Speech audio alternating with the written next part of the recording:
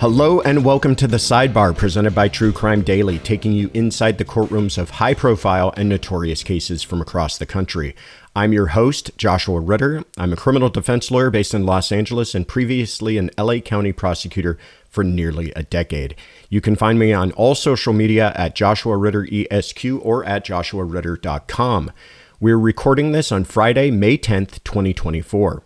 In this week's episode, gruesome details emerge in the double murder trial of a former TikTok star as prosecutors present evidence of the slaying of the star's wife and her friend. Also, expert testimony alleging psychosis in the case of a father accused of intentionally driving his family off of a cliff, as the man seeks a mental health diversion that would allow him to avoid jail time. But first, a dentist accused of his wife's poisoning death is now accused of enticing a fellow inmate to help him plant evidence in exchange for free dental work. Today, we are joined by Eric Faddis, an attorney specializing in personal injury cases, wrongful death suits, and criminal defense. Eric is also a legal analyst you can catch on multiple media outlets. Eric, welcome. Josh, stoked to be with you. Thanks for having me, man. I've been looking forward to this because we talked a little bit earlier in the week about some of these cases, and I really enjoy your take and thoughts on them, and I know that you've been following them closely. So let's just jump right in. Our first case is out of Colorado. In a bizarre twist of events, a dentist currently incarcerated for poisoning his wife's protein shake now stands accused of asking a fellow inmate to plant evidence in exchange for free dental work. James Craig, who is already facing a first-degree murder charge and charges of tampering with evidence, is now looking at an additional charge for solicitation to tamper with evidence. Prosecutors say that Craig asked the convict to plant letters in Craig's garage and truck that would make it appear as though his late wife, Angela Craig, was unhappy with life and perhaps suicidal. Angela passed away in March of 2023 with multiple bouts of illness and left doctors puzzled. It was later revealed that the woman died from a combination of cyanide and tetrahydrozoline, commonly found in eye drops, and Craig was arrested shortly thereafter. Craig's attorneys argued that the inmate is an unreliable witness. However, in a recent ruling, a judge felt differently, ruling that prosecutors had met their burden for the charge to move forward. As charges pile up for Craig, his next hearing is scheduled for June 5th, and his trial is currently scheduled for August 8th. While the three charges can be tried separately, it is likely that they will be stacked together at that time. Eric, I have a feeling that these new allegations might be more devastating to the defense case than the evidence against him in murder. If you can follow what I mean by this, it's kind of that idea that the cover-up can be more incriminating than the crime itself. What are your thoughts? No, Josh, I'm totally with you. I mean, when you look at the underlying case, defense at least had an argument that there was no direct evidence of James Craig placing these substances in something that his wife had consumed. But now with this cover-up, it takes away a potential defense. One potential defense I'm sure that they were exploring was whether Angela, the wife, was suicidal and ingested something on her own. Here, if this subsequent development is true, if James Craig did try to enlist some jailhouse person to plant these letters trying to show that his wife was suicidal when she wasn't, I think it just is terribly damning. And not only is it bad in an evidentiary sense, but it's just a horrible look. The jury is just going to be offended as heck by it. I agree with you. And that's a really good point, that now he's almost taken that defense out of their hands. If they were going to make that argument that she was having suicidal ideations to begin with, now when he starts to try to plant evidence of that, they're never going to believe it. His attorneys can't stand up with a straight face and make that argument for him in the murder case. It's one of those things where you gotta imagine what that phone call must have looked like to the defense attorneys when they heard what he had been arrested for, what the new allegations were, what evidence was found on him. They had to have just been shaking their heads going, you gotta be kidding me. We had a fighting chance and now you kind of stole that from us.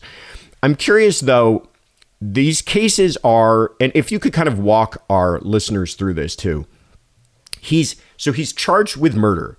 Now, in a totally separate case, he's been charged with this attempting to tamper with evidence. And what just happened was his preliminary hearing.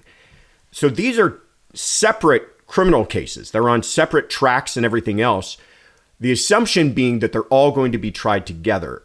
I imagine he's going to try to fight that. Could you walk us through, one, the process of that happening, the likelihood of them being joined, and what would be the arguments for keeping it out by his defense team? Yeah, for sure. So, right now, he's, like you said, he's got the murder case and a tampering with evidence charge, but then he's got this second solicitation to tamper with evidence with the inmates and planting the letters. In Colorado, it is extraordinarily likely that these two cases are going to be joined because they're one is part and parcel of the other. If you think about it, like the second case standing alone to a jury isn't going to make a ton of sense unless you have the context of the first case, unless you have what he was facing, what his motivation to potentially enlist someone to cover that up. If we just have the second case of him going to some jailhouse person and asking to plant these letters, it's an incomplete narrative of the entire event. So I think it's terribly likely there's going to be a joinder of both of these cases. Surely his defense attorney is not going to be down with that, and they're going to want severance of these cases, and they can always file a motion for severance. But in Colorado, it's really an ongoing trend to join cases that are really part and parcel of one another and that don't make sense as much standing on their own. Forgive me if I'm wrong here, but I thought you had told me that do you practice near where this case is being handled? Not only do I practice near there, but I actually used to be a felony prosecutor at the office that's prosecuting James Craig. Were you in the office when this case first happened? I was not. I was out by that time, but I've got a ton of cases against my old office now, so I'm very familiar with the 18th Judicial District. But you know the players involved, you know the judges involved. Is this in that community? Is this kind of what people are talking about recently? Oh, yeah. It's really gripped the state since it happened. We don't often see these sort of what some people might perceive as like high-level professionals, right? Who, a lot of people think, oh, they're unassailable, they're upstanding citizens, whatever. But they're humans too, man. And so when you have sort of that dynamic of this preconception about a type of defendant, and then you see that, oh, it's a dentist, and oh, they're accused of poisoning their wife, it just sort of throws the community for a loop. And so everyone was and is still following the case, and it's certainly high profile here in Colorado and throughout the nation. Yeah. You're absolutely right. It's one of those cases where you go, how in the world does a person like this appear, like they've got everything going well for them, do something this awful? But there's obviously some screws loose there if he's continuing to try to cover up for this while he's even in custody. All right. So you were a prosecutor. Now you're a defense attorney. I asked for you to keep that defense attorney hat secured tightly on your head and tell us, how do you handle this? How do you handle not so much the murder case, but what do you do about these new charges? How do you possibly make an argument to a jury regarding this? The new charges are a gut punch, no question. And they really substantially handcuff the defense's ability to assert their client's rights and try to get an acquittal here. One thing you can look at from a defense perspective is you kind of characterize this inmate as a jailhouse snitch. And it's my understanding the inmate did receive some kind of benefit. He may have received a deferred judgment, I read in one report, which is a rather lenient type of resolution for a case in exchange for his cooperation against James Craig. And so you kind of cast him as a person who is out there that made a self-serving statement, who's trying to help himself out. He's got a motive to kind of fabricate and say whatever the government wants him to say so he can get out of jail. And you shouldn't believe him. And that's really kind of the approach centrally that I think the defense would take. Now, it's my understanding that there might be actual physical letters. I don't know if this was just an oral request, allegedly, from James Craig to the inmate, but it's my understanding there might be actual letters. And so if there are actual letters, you've got to get a handwriting expert in there, and you've got to have a real firm conversation with your client about what happened, and then strategize about how best to combat this horrible development for the defense. Yeah. Yeah. His defense attorneys certainly have their handful. If they didn't already, this is a headache I'm sure they were not looking forward to. Well, it's an interesting case. Like we said, it should be coming up for trial in August. We will, of course, continue to follow it and keep you all updated. Let's move to San Mateo County, California, where expert psychologists clashed over the mental state of a father charged with intentionally driving his family off of a 250-foot cliff. Dharmesh Patel faces 3 counts of attempted murder for the alleged attempt on his wife and 2 young children's lives after reportedly driving his Tesla off of a dangerous stretch of coastal highway known as Devil's Slide. In a hearing last week, 2 doctors testified on Patel's behalf, alleging that the man was experiencing a significant psychotic break, with the father believing his children would be victims of sex trafficking. His defense claims this overwhelming paranoia led to the incident, which, luckily, everyone survived. Patel is seeking a diversion, which would allow his release from jail and could even drop the charges entirely if he sticks to a 2-year treatment plan and doesn't commit another crime or infraction during that period. Prosecutors oppose the diversion, challenging the efficacy of the defendant's proposed treatment plan and contending that Patel would have little oversight or monitoring, making it hard to enforce the terms of the treatment. Patel's wife has also advocated for his release, emphasizing the family's need for him to return to their lives. Ultimately, the decision will be up to a judge. If Patel is deemed eligible for diversion, he will be immediately released from jail. However, if not, he will remain behind bars as his case proceeds to trial. All right. This, I think, to a lot of people listening, may sound initially shocking that there is even a possibility of this happening. But, Eric, you have a man with no criminal record, by all accounts, living a very productive, successful way of life, supportive wife, loving children. They're the only real victims here, and they're advocating for this. What do you think about this? Do you think this is something the judge should entertain? And if so, does this set perhaps a dangerous precedent? Yeah, I thought it was an unusual report to read because, often when you're talking about attempted murder charges, plural, you're not even in the same ballpark as diversion. Diversion is like, especially in Colorado where I practice, if you get a minor in possession ticket, you might get diversion there. Or if you have, a bar fight that's a little questionable as to who's at fault, you might get a diversion there. But here we have a dude who drove his entire family off a 250-foot cliff. That is just another quantum of egregiousness. And so, believe me, I'm like a compassionate dude. I do criminal defense. I'm about rehabilitation. But I think 2 years at diversion is a little too risky considering what happened and considering that there are other alternatives the prosecutors in court could consider that involve rehabilitation, but also additional monitoring and additional supervision. Yeah. This is California is always kind of very progressive and cutting edge when it comes to these new sorts of policies. And this mental health diversion was an idea instituted to, we don't want our prisons full of people who just are suffering from mental illness. And that's the only reason why they're going about committing crimes.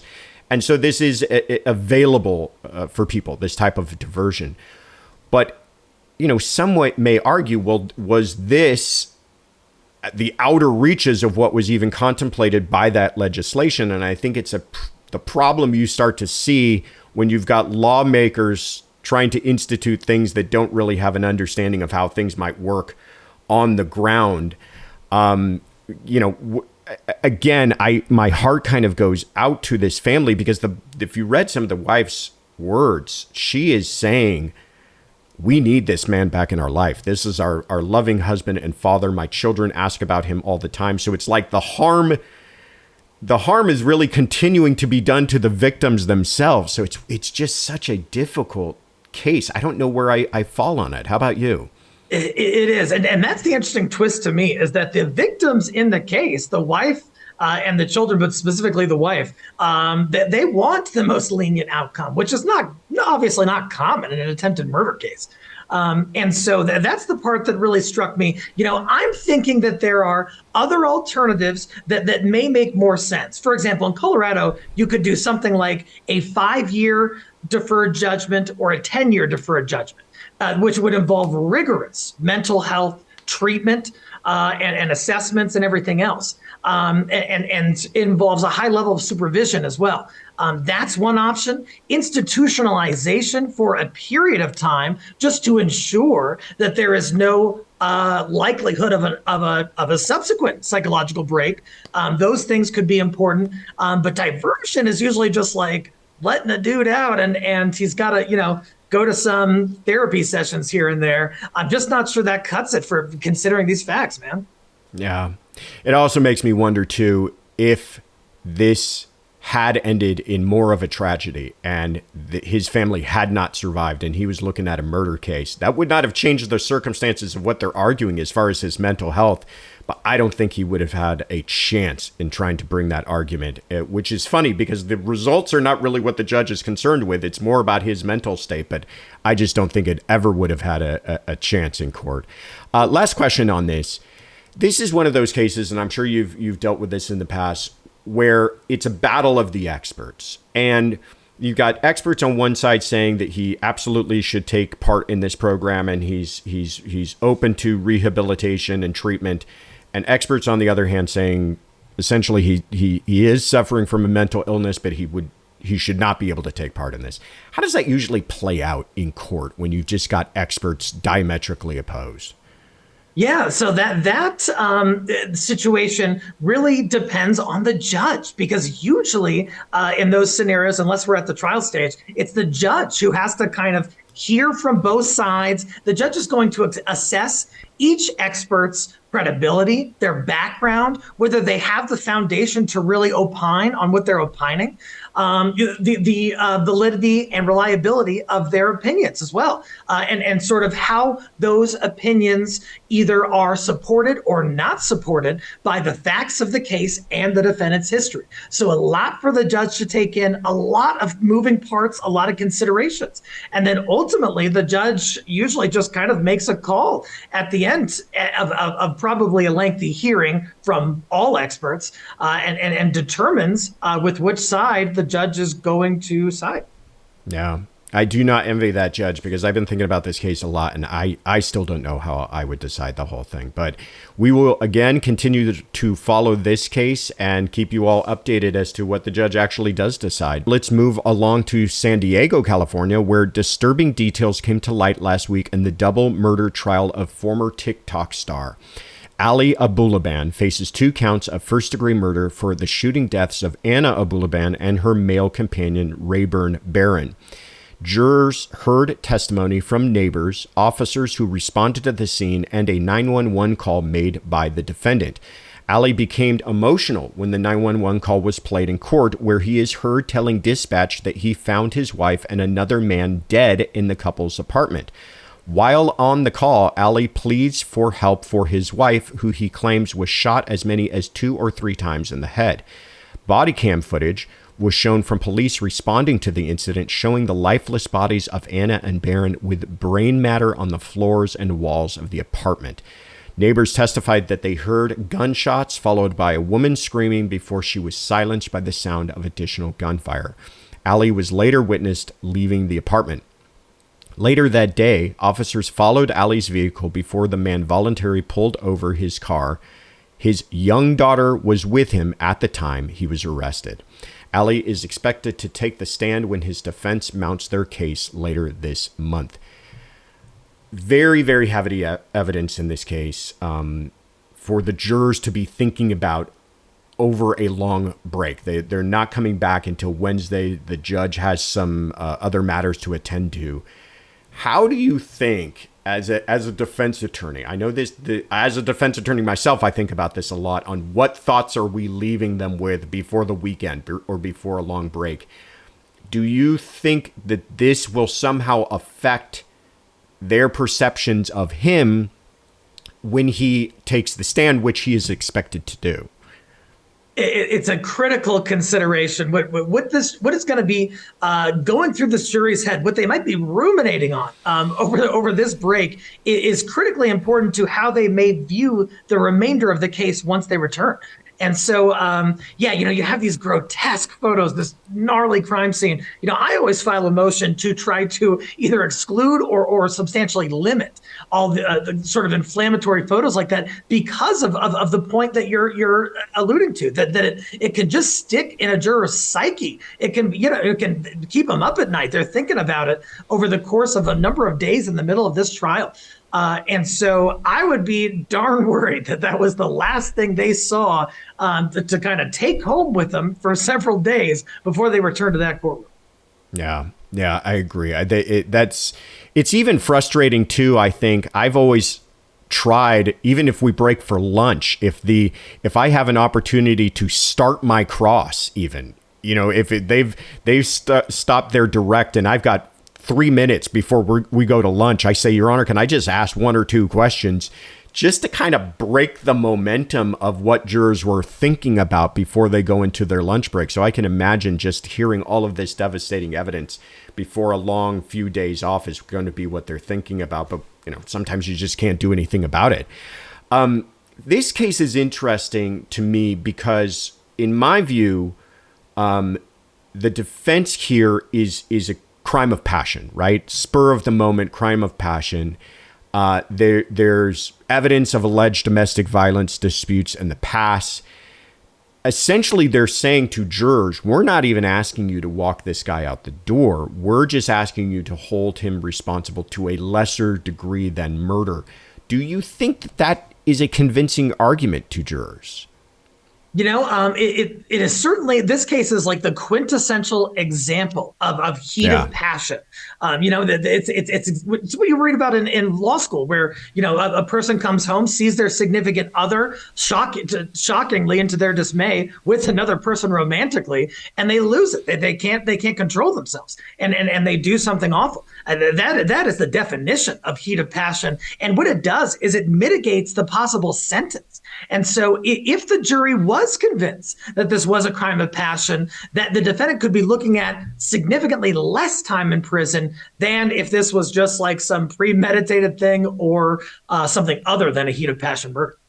Yeah, no, I was thinking the same thing. That's exactly when we're going through the degrees of murder and they get to heat of passion. This is exactly the scenario they bring up. Is the guy comes home and there's his wife with somebody else and he just kind of loses it. Problem here, and tell me my last kind of thoughts on this, is that there is evidence that he planted a listening device inside of the home, that he apparently put some sort of program or something on his daughter's iPad, that he was able to listen to what was happening in the apartment, which is what alerted him. And this is all stuff that we've learned from his own mouth, according to reports, that he was able to learn that they were there together. He heard giggling. And then he responded to the apartment where he, according to the police and the prosecution, used a gun and killed the both of them. So let's get into a little bit of the weeds here with the heat of passion argument. Is that still heat of passion if you're planning to listen and then you hear it and then you travel all the way over with a gun in your car to go ahead and perpetrate this crime? Right. No, it's a great question, Josh, because, the typical heat of passion is, John comes home and Sally's with another dude. John is shocked and kills somebody. But here, with grabs a knife out of the kitchen, isn't armed himself, just grabs whatever handy and commits a murder. Nearby. Yeah, right. Exactly. Whereas here, when you look at the greater context, looks like a little more was going on. We have the alleged prior domestic violence issues, and then we have the sort of surveillance on your your own wife in a way that seems related to power and control, which are dynamics associated with domestic violence. Was this sort of a ticking time bomb that was escalating? Is perhaps how the prosecution might view it and might present it. Is this something that was building? It wasn't just like a one-off, a spur of the moment thing. It was part of a larger escalation that resulted in the murder. And I imagine that's how the government's going to characterize it to this jury. I think you're right. Well, again, it's an ongoing trial. We will continue to follow it. And of course, we're looking forward to, if he actually does testify, how he explains all of this to jurors himself. He might be his best chance of saving himself in this situation. But in the meantime, I have thoroughly enjoyed this conversation. That is our show for this week. Eric, thank you so much for coming on. Where can people find out more about you? What is your social, your websites? Tell us all of that. Totally. Yeah, Josh, had a blast. Stoked to be here. Thanks for having me, man. So on Instagram, you can find us at Varner Faddis, which is my law firm, Varner Faddis Elite Legal. Also at E_Fad, like Eric Faddis. And we're also on LinkedIn, Facebook, YouTube. Varner Faddis is the firm. We really try to keep up the content and push the envelope. And so, yeah, come check us out.